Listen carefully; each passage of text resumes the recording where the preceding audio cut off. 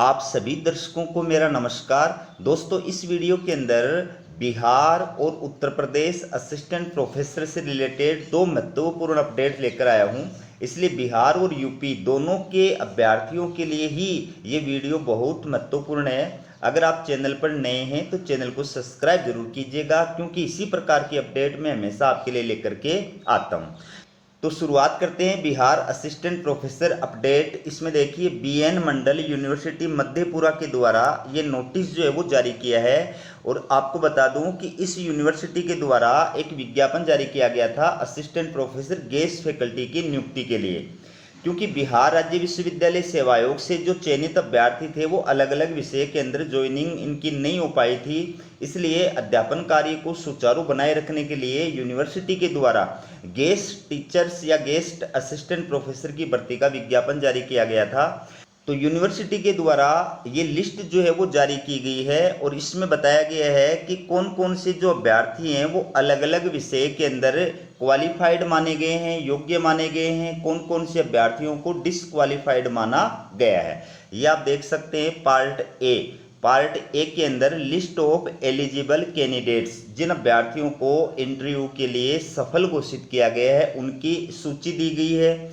उनका API score भी बताया गया है। ठीक है, प्रत्येक विषय के अंदर जिन अभ्यर्थियों को इंटरव्यू के लिए सफल घोषित किया गया है उनका एपीआई स्कोर टोटल कितना बनता है वो जानकारी भी प्रदान की गई है। पार्ट बी के अंदर list of non eligible candidates, जिन अभ्यर्थियों को डिसक्वालिफाइड घोषित किया गया है, अयोग्य माना गया है, उनकी लिस्ट भी जारी की गई है। तो यहाँ पर यूनिवर्सिटी के द्वारा ये कहा गया है कि जिन अभ्यर्थियों को इंटरव्यू के लिए पात्र घोषित किया गया है उन अभ्यर्थियों को क्या करना है, इंटरव्यू के टाइम पर या डॉक्यूमेंट्स वेरिफिकेशन के टाइम पर अपने सारे जो ओरिजिनल डॉक्यूमेंट है, ठीक है, अपने सारे ओरिजिनल डॉक्यूमेंट्स की सेल्फ अटेस्टेड फोटोकॉपी का एक सेट तैयार करना है। एक तो वो सेट उनको लेकर के आना है, दूसरा अपने सारे जो भी ओरिजिनल डॉक्यूमेंट हैं वो उनको लेकर के इंटरव्यू के टाइम पर उपस्थित होना है। ठीक है, इंटरव्यू कब आयोजित किया जाएगा उसकी सूचना आयोग के द्वारा अभी जो है वो डिक्लेयर नहीं की गई है, यूनिवर्सिटी के द्वारा डिक्लेयर नहीं की गई है। एक्सेप्टेड डेट ऑफ इंटरव्यू में भी फर्स्ट वीक ऑफ अगस्त 2025, अगस्त 2025 के प्रथम सप्ताह के अंदर जो है इंटरव्यू आयोजित किए जाने की डेट जो है वो डिसाइड हो सकती है, लेकिन अभी क्लियरिटी नहीं है। अब इसके साथ साथ यूनिवर्सिटी ने ये भी कहा है कि चूंकि बिहार राज्य विश्वविद्यालय सेवा आयोग से ये जो सब्जेक्ट है होम साइंस, इस विषय के अंदर चयनित जो अभ्यर्थी हैं उनको ज्वाइनिंग प्रदान कर दी गई है। उनको मतलब यूनिवर्सिटी और उसके अधीनस्थ कॉलेजेस के अंदर या यूनिवर्सिटी के अलग अलग डिपार्टमेंट्स के अंदर जो है वो ज्वाइनिंग प्रदान कर दी गई है, इस वजह से या कर दी जा रही है इस वजह से। और होम साइंस विषय के अंदर जो सिलेक्टेड अभ्यर्थी इंटरव्यू के लिए वो जो है उनकी लिस्ट यहाँ पर जारी नहीं की जा रही है। तो ये आप अपनी स्क्रीन पे देख सकते हैं। टोटल 27 विषयों के अंदर गेस्ट फैकल्टी की नियुक्ति करने के लिए ये विज्ञापन जो है वो जारी किया गया था। तो यहाँ पर टोटल जो कैंडिडेट्स हैं वो हैं 1473। यहाँ पर सब्जेक्ट दिए गए हैं, यहाँ पर नंबर ऑफ एलिजिबल एप्लीकेंट्स दिए गए हैं, जिन अभ्यर्थियों के आवेदन फॉर्म जो है वो प्राप्त हुए हैं, कौन से विषय के अंदर कितने कितने आवेदन फॉर्म हैं वो आप देख सकते हैं। ये साइंस के विषय हैं और ये कॉमर्स का विषय है। इसके बाद में ये आर्ट्स का विषय है। तो आर्ट्स के अलग अलग विषयों के अंदर जो आवेदन फॉर्म प्राप्त हुए हैं उनकी स्थिति ये आप देख सकते हैं। होम साइंस यहाँ पर नहीं है, क्योंकि होम साइंस के अंदर आयोग से चयनित जो अभ्यर्थी हैं वो ज्वाइनिंग करेंगे, इस वजह से उनकी डिटेल नहीं दी गई है। तो ये टोटल कैंडिडेट्स 1473 है। टोटल एलिजिबल कैंडिडेट्स 1450 पाए गए हैं। टोटल नॉन एलिजिबल कैंडिडेट्स 21 पाए गए हैं। ठीक है, अब दोस्तों ये अलग अलग जो सब्जेक्ट हैं, जैसे यहाँ पर जूलॉजी विषय के अंदर जिन अभ्यर्थियों को इंटरव्यू के लिए सफल घोषित किया गया है उनकी सूची जो है वो आयोग के द्वारा जारी की गई है। इसी प्रकार से सारे विषयों की सूची जारी की गई है। तो आप देख रहे हैं स्क्रीन पर टोटल 133 प्रश्नों की ये लिस्ट है। अब इतना लंबा वीडियो जो है मैं आपके लिए नहीं बना सकता, इसलिए आप ये पूरी लिस्ट जो है वो इस यूनिवर्सिटी की ऑफिशियल वेबसाइट पर जाकर के देख सकते हैं। ठीक है, यहाँ पर मैं आपको बता दूं कि आपका जो एपीआई स्कोर है उसके अंदर आपके अंडर ग्रेजुएशन के नंबर जो हैं वो जोड़े गए हैं। जैसे इसमें आपको बड़ा करके मैं दिखा देता हूँ, अंडर ग्रेजुएशन के आपके परसेंटेज बेस के आधार पर, यानी यूजी के अंदर आपके जितने मार्क्स आए हुए हैं, जितने परसेंट आए हुए हैं, उसके आधार पर आपको अंक दिए गए हैं। फॉर एग्जांपल ये जो अभ्यर्थी है इसके 61.87% मार्क्स आए हुए हैं, तो इसका जो स्कोर है वो 13 बनता है। इसी प्रकार से पोस्ट ग्रेजुएट मास्टर डिग्री के अंदर आपके जो मार्क्स आए हुए हैं उसके आधार पर आपका एपीआई स्कोर तैयार किया गया है। जैसे ये अभ्यर्थी है, इसके 66.06% आए हुए हैं पीजी के अंदर, तो इसके 23 नंबर इसको प्रदान किए गए हैं।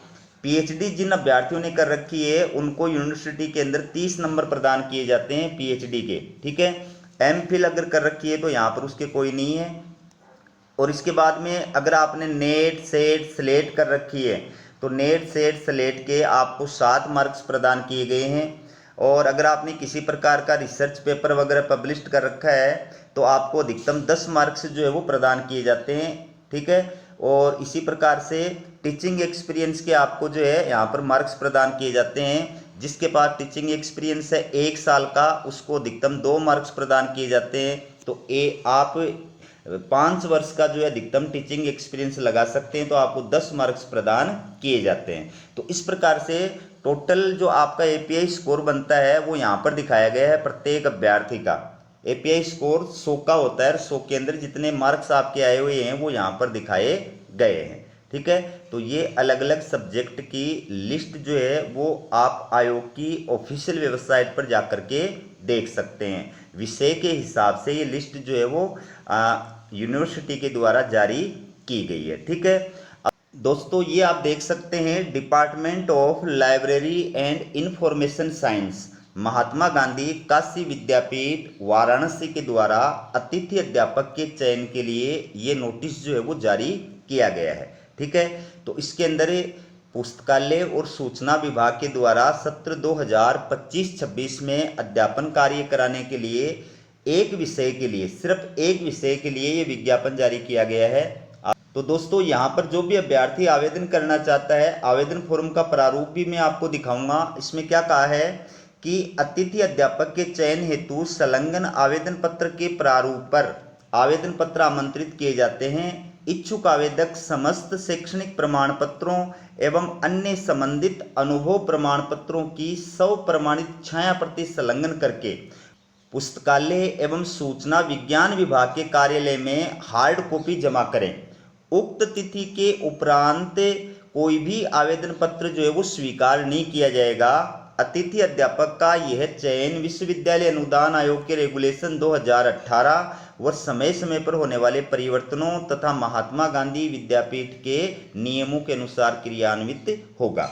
तो दोस्तों कोई भी अभ्यर्थी अगर आवेदन करने का इच्छुक है तो वो यहाँ पर निश्चित रूप से आवेदन कर सकता है। पूरी डिटेल आपको बताई है। 14 अगस्त 2025 शाम 5 बजे तक यहाँ पर जो है आप आवेदन कर सकते हैं। अगर इस सूचना की, इस वीडियो की वजह से एक अभ्यर्थी को भी अगर मान लीजिए नौकरी मिलती है, ज्वाइनिंग मिलती है, तो मेरा वीडियो बनाना जो है वो सार्थक है। ये आवेदन फॉर्म का प्रारूप है जो आपको इसी इंस्टीट्यूट की ऑफिशियल वेबसाइट से डाउनलोड करना है। ठीक है, और ये डिटेल जो है आपको इसकी पूरी फिलअप करनी है और इसके पश्चात आपको इसे जो है भेजना है।